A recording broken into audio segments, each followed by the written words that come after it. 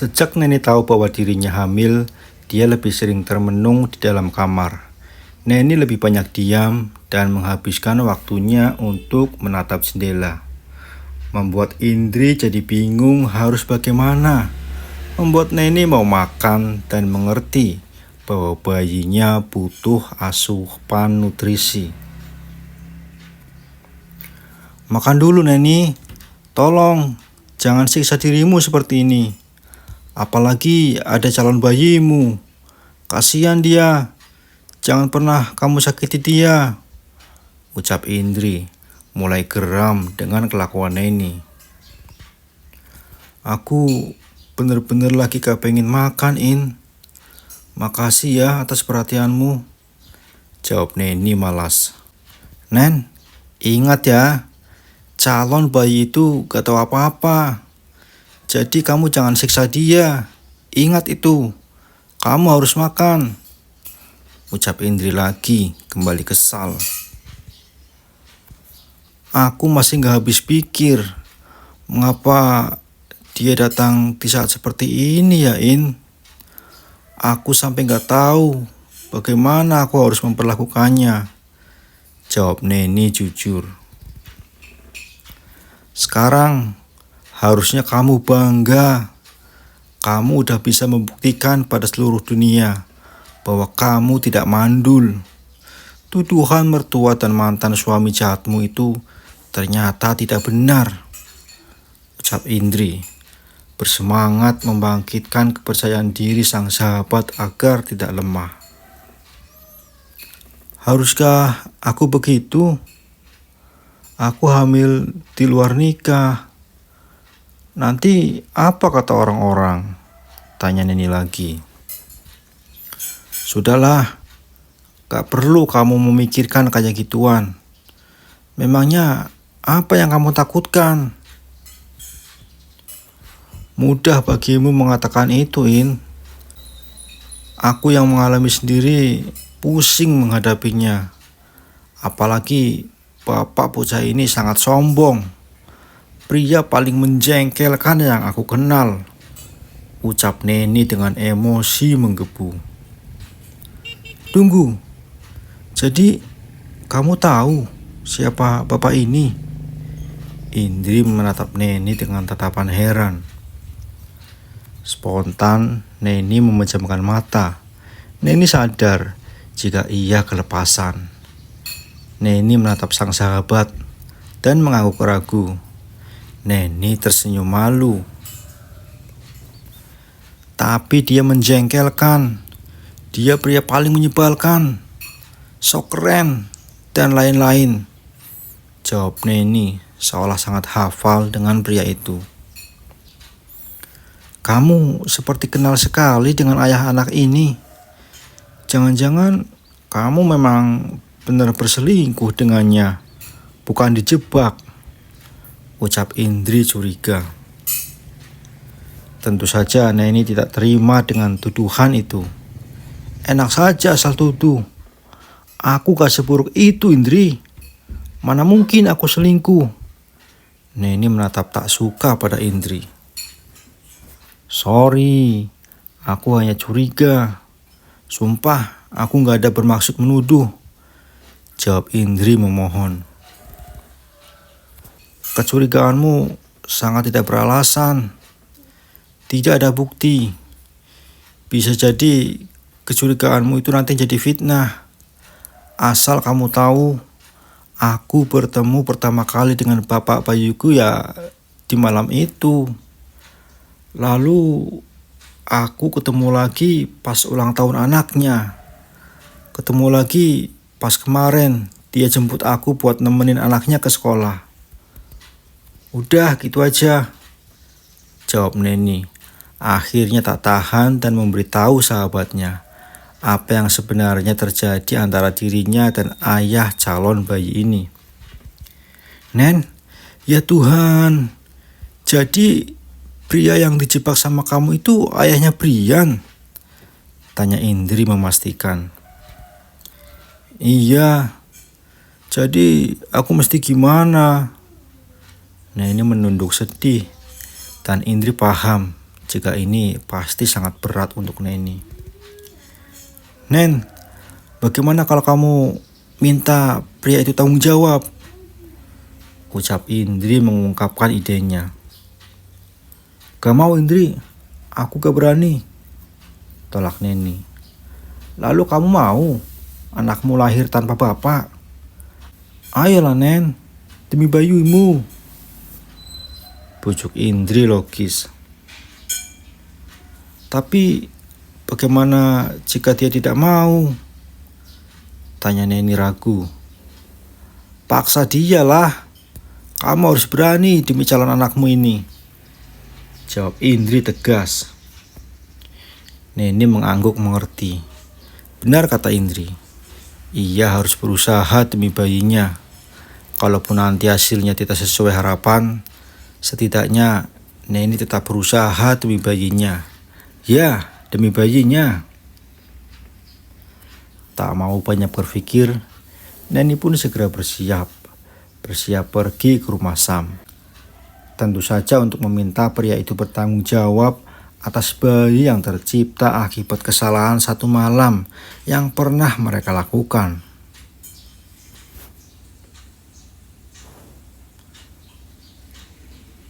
Sam yang sedang bersantai di dalam rumah dikejutkan sebuah ucapan dari kepala asisten rumah tangga yang bekerja di rumahnya, yang mengatakan padanya bahwa ada seorang wanita yang sedang menunggunya di ruang tamu. Dia bernama Neni. Sungguh kabar ini membuat heran, sekaligus bingung Sam. "Ada apa Neni mencariku?" ucap Sam membatin.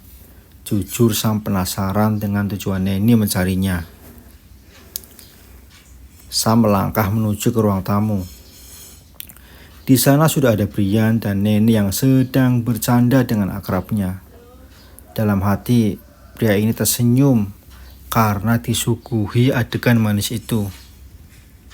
"Papa, Mommy datang," seru Brian sembari berlari menyambut papanya. Sam tersenyum, lalu menatap Neni sekilas. Mata kedua sejauh itu bertemu. Namun Neni segera membuang pandangan. Neni terlihat sangat kesal, tapi jujur ia juga malu. Sam sendiri langsung menyambut sang putra dan menggendongnya, mencium pipinya, lalu mereka pun bercengkrama. "Papa, kenapa Papa gak menyambut Mommy? Apakah Papa tidak suka sama Mommy?"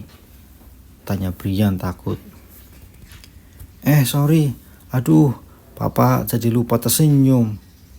Papa suka kok sama mominya Brian Papa suka kok mominya Brian datang, jawab Sam, berusaha membuat anaknya tidak kecewa.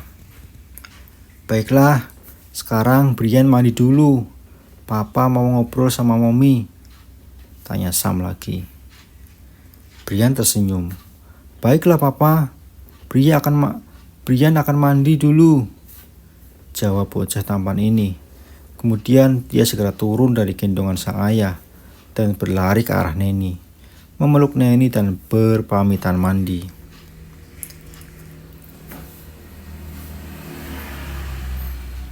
Sungguh itu adalah pemandangan manis bagi Sam, sangat manis dan menggemaskan. Pemandangan yang nyatanya sangat diinginkan oleh hatinya. Sam kemudian langsung menyapa Neni. "Wah, tumben datang. Ada masalah apa?" tanya Sam dengan sikap dinginnya. "Aku datang karena ada masalah penting. Aku mau membicarakan sebuah rahasia denganmu," ucap Neni langsung pada tujuannya datang ke sini. "Wah, sepertinya ini penting sekali," ledek Sam. Sam sedikit curiga. Mungkinkah Neni tahu apa yang ia lakukan pada mantan suaminya? Bisa jadi kedatangan dia ke sini untuk melabraknya. Tak ingin berlama-lama, Neni pun mengeluarkan amplop berisi hasil pemeriksaan kehamilan yang ia dapatkan dari rumah sakit waktu itu. Sam menatap mata Neni sekilas. Lalu ia pun membuka amplop itu dan membacanya perlahan. Jujur Sam terkejut, namun dia berusaha menyembunyikan perasaannya. Sam memang pandai dalam hal itu. Ini serius. Aku datang hanya butuh kepastian darimu. Aku tanya sekali lagi. Kamu mau bertanggung jawab atau tidak? Ucap Neni berani. Sam menghela napas perlahan. Dia ingat ucapan mucikari yang dulu dia temui, yang mengatakan kalau Neni itu mandul. Itulah sebabnya suaminya berniat menceraikannya. Sam curiga dengan Neni. Bisa jadi ini hanya akal-akalan Neni untuk menjebaknya. Kamu serius kalau hamil? Jawab Sam. Kamu pikir aku bohong? Ucap Neni marah, sembari menatap tajam ke arah Sam tentunya. Tidak, aku tidak menuduhmu bohong. Aku hanya bertanya, apa benar kamu hamil? Itu saja. Jawab Sam lembut. Aku bukan wanita pembohong, Pak. Untuk datang ke sini pun aku berpikir cukup lama. Tapi demi bayi ini, aku rela menahan rasa malu. Yang penting saat dia lahir nanti, dia memiliki ayah di dalam akte lahirnya. Itu saja. Jawab Neni langsung ke inti masalah. Oke, jadi kamu cuma butuh nama ayah saja di dalam akte bayi itu kan? Tanya Sam. Ya, selebihnya aku yakin. Aku pasti bisa sendiri. Jawab Neni tegas. Sam terdiam.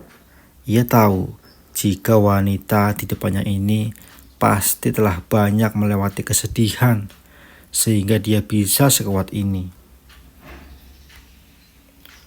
Bohong jika di dalam hati Sam tidak berempati terhadap Neni. Namun sayang, lagi-lagi gengsi kembali merajai hatinya, sehingga ia pun kembali mengeluarkan sifat angkuhnya. Oke, kalau kamu yakin jika bayi itu adalah anakku, aku akan bertanggung jawab sesuai apa yang kamu inginkan. Kamu hanya butuh namaku saja kan, tidak yang lain? Ucap Sam santai. Ya, aku hanya butuh namamu saja untuk akte bayiku. Setelah dia lahir dan aktenya keluar, kamu boleh menceraikanku. Jawab Neni serius. Oke, aku percaya padamu. Selain namaku tertera di akte calon bayi ini, apakah kamu punya keinginan yang lain? Tanya Sam. Akhirnya mau menurunkan sedikit egonya. Tidak, soal yang lain saya tidak mau merepotkanmu. Jawab Neni sembari memeluk perutnya. Baiklah, bayi itu adalah milikmu. Tapi sebagai ayahnya, aku punya kewajiban untuk menafkahinya. Pun denganmu, saat kamu menjadi istriku nanti. Jawab Sam. Kali ini dengan nada yang lembut. Tidak seperti Sam yang selama ini Neni kenal. Tapi maaf, aku tidak bisa memberikan hakmu sebagai suami. Apakah itu tidak apa-apa? Tanya Neni lagi. Yang aku bicarakan di sini adalah kewajiban finansial, bukan hubungan suami istri. Kamu tidak perlu khawatir. Kamu bukan seleraku. Jawab Sam serius, tapi sebenarnya berusaha menutupi perasaannya. Alhamdulillah. Baiklah, aku senang mendengarnya. Jadi setelah kita menikah, aku tetap boleh kos di tempat temanku kan? Aku gak perlu ikut kamu? Tanya Neni memastikan. Silakan. Tapi sewaktu-waktu kamu harus tetap pulang ke rumah. Jawab Sam tegas. Tapi aku gak mau sekamar sama kamu. Gimana? Tawar Neni lagi. Siapa yang mau sekamar sama kamu? Dulu aja aku mau karena sedang tidak sadar. Balas Sam ketus. Baiklah kalau begitu, Aku setuju. Aku senang bekerja sama dengan kamu. Terima kasih juga atas pengertiannya. Selamat sore, aku permisi. Jawab Neni sembari berdiri, bersiap untuk pulang. Sedangkan Sam hanya diam. Namun sesekali ia menatap calon istrinya ini. Jujur hatinya jadi dilema, antara senang dan bimbang. Sam senang, sebab ia akan mendapatkan seorang wanita komplit dengan calon bayi. Lalu untuk Brian, bocah tampan ini pun akan mendapatkan ibu seperti yang dia inginkan. Namun Sam juga ragu, mungkinkah ia tahan tidak menyentuh wanita cantik ini? Hanya melihatnya saja, jiwa mesumnya langsung bangkit. Lalu bagaimana jika setiap hari mereka bertemu? Mungkinkah ia akan tetap bisa menjaga hasratnya? Astaga, ini adalah siksaan indah untuk seorang Sam.